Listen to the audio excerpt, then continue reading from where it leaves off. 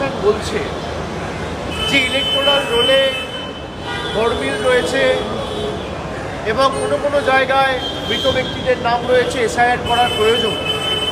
আমি যদি ইলেকশন কমিশনের যুক্তিকে তর্কের খাতিরে সঠিক ধরে তাহলেও আমার মনে হয় যে সদ্য সমাপ্ত 1 বছর আগে যে লোকসভা নির্বাচন গেছে, সেই নির্বাচন তো এই ভোটার লিস্টের বেসিসে হয়েছে। তো আগে সরকারের পদত্যাগ করে তারপর কাশ্মীর থেকে কন্যাকুমারী সারা দেশে এসআইআর করে তারপর নির্বাচন করুক। আমরা তো মানুষকে ফেস করতে ভয় পাচ্ছি না। ভারতীয় জনতা পার্টি মানুষকে ফেস করতে ভয় পাচ্ছে। মানুষকে যাতে মানুষ তার ভোটাধিকারটা প্রয়োগ না করতে পারে, তার যে মৌলিক অধিকার, সেই অধিকার কেড়ে নিতে চাইছে। এবং 100 দিনের যে প্রশ্ন আপনারা করলেন, যে কলকাতা হাইকোর্টের রায়কে চ্যালেঞ্জ করে কেন্দ্রের সরকার সুপ্রিম কোর্টে ইতিমধ্যেই আবেদন জানিয়েছে। কলকাতা হাইকোর্টের যে রায় ছিল সেখানে স্পষ্টত বলা ছিল যে 1 আগস্ট থেকে 100 দিনের কাজের টাকা শুরু করতে হবে এবং কাজ শুরু করতে হবে। শুধু তাই নয়, আমাদের দীর্ঘদিনের দাবি, গত 3-4 বছর ধরে যেভাবে 100 দিনে বাংলাকে বঞ্চিত করে রাখা হয়েছে, আমাদের সেই দাবি পূরণ করে তারপর 100 দিনের কাজ চালাতে হবে। মানে আমাদের আগেকার যে বকেয়া পাওনা, সেটা তো আগে মেটাতে হবে। সেটা না মিটিয়ে সরকার 1 তারিখ থেকে কাজ চালু না করে ডাইরেক্ট চলে গেল সুপ্রিম কোর্টে, যাতে বাংলার মানুষকে আরও কিছু দিন 100 দিনের কাজ থেকে বঞ্চিত রাখা যেতে পারে। এই কারণেই আমরা বিজেপি সরকারকে জনবিরোধী, বাংলা বিরোধী, গরিব বিরোধী এবং সংবিধান বিরোধী বলে বারবার মানুষের কাছে তাদেরকে তুলে ধরেছি। বিজেপি যেভাবে এখনো এক পক্ষের সরকার চালিয়েছে গত 10-11 বছর ধরে, আপনারাও এমনকি দেখেছেন যে ইলেকশন কমিশনও অ্যাকসেপ্ট করছে যে লক্ষ লক্ষ মৃত ব্যক্তিদের নাম রয়েছে। তাহলে যাদের তত্ত্বাবধানে 2024-এর নির্বাচন হলো, তাদেরকে তো এফআইআর করে ইনভেস্টিগেশন করে জেলে ঢোকানো হচ্ছে। নির্বাচন কমিশন বলছে 7 দিনের মধ্যে আমাদের কাছে যদি কোনো এফিডেভিট জমা না পড়ে, আমরা ধরে নেব আপনাদের দাবির কোনো মূল্য নেই বা কোনো সত্যতা নেই।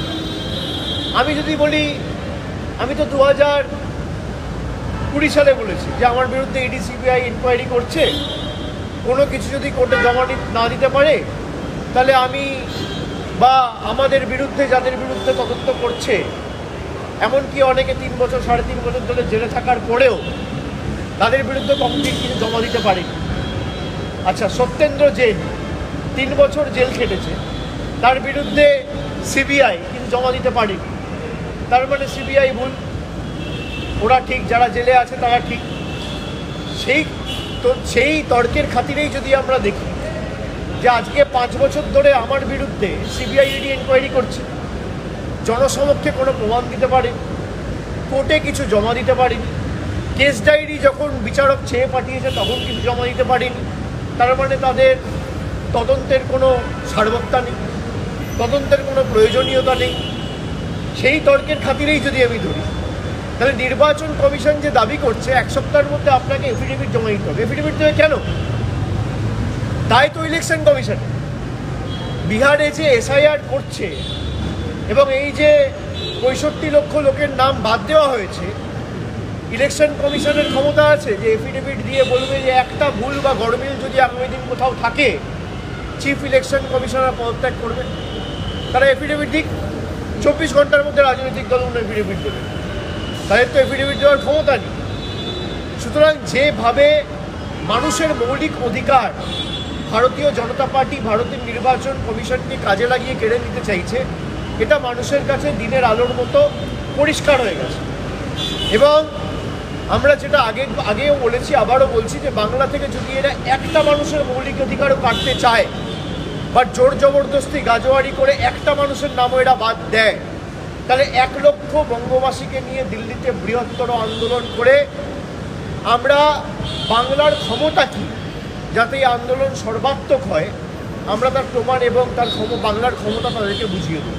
বিরোধী রাজনৈতিক দলগুলো, বিশেষ করে ইন্ডিয়া অ্যালায়েন্সের শরিক যারা, যে প্রশ্নগুলো আমরা নির্বাচন কমিশনের কাছে রেখেছিলাম, একটা প্রশ্নেরও নির্বাচন কমিশন কালকের সাংবাদিক বৈঠকে কোনো সদুত্তর দেননি এবং পাশ কাটিয়ে বেরিয়ে গিয়ে দায়ে বিরোধী দলগুলোর উপর চাপিয়ে দেওয়ার একটা প্রচেষ্টা চালিয়েছে।